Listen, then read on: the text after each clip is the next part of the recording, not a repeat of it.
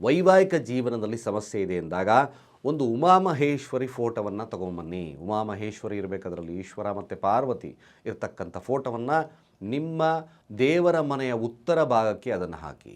ನನಗೆ ಸರಿಯಾಗಿ ಕೇಳಿಸ್ಕೊಳ್ಳಿ, ನೀವು ಉತ್ತರ ಭಾಗಕ್ಕೆ ಹಾಕಿ. ಗುರುಗಳೇ ಉತ್ತರ ಭಾಗಕ್ಕೆ ಹಾಕಬೇಕು, ದಕ್ಷಿಣ ನೋಡಬೇಕು, ಅದಲ್ಲ.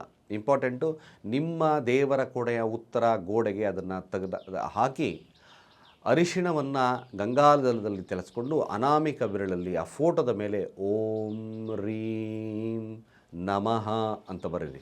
ಓಂ ರೀಂ ಯಾರಾಲಾವ ಆ ರೀಂ ನಮಃ ಮಂತ್ರವನ್ನು ಬರೆದು ಪ್ರತಿ ದಿವಸ ಅಲ್ಲಿ ಆ ಫೋಟೋದ ಎದುರುಗಡೆ ಕೂತ್ಕೊಂಡು ನಿಮ್ಮ ವೈವಾಹಿಕ ಜೀವನ ಚೆನ್ನಾಗಿರಲಿ ಅಂತ ಹೇಳಿ 21 ಬಾರಿ ಆದರೂ ಕೂಡ ಓಂ ರೀಂ ನಮಃ ಓಂ ರೀಂ ನಮಃ ಓಂ ರೀಂ ನಮಃ ಮಂತ್ರಗಳನ್ನು ಹೇಳ್ಕೊಳ್ಳಿ. ಇದು ದಾಂಪತ್ಯದಲ್ಲಿ ಬಿರುಕನ್ನು ಒಡೆದು ಒಳ್ಳೆಯ ಒಂದು ಸಂಬಂಧ ಬರ್ತಕ್ಕಂಥ ಸಾಧ್ಯತೆ ಇರುತ್ತೆ ಅಂತ ಹೇಳ್ತಾ ಸರ್ವೇ ಜನ ಸುಖಿನೋ ಭವಂತು.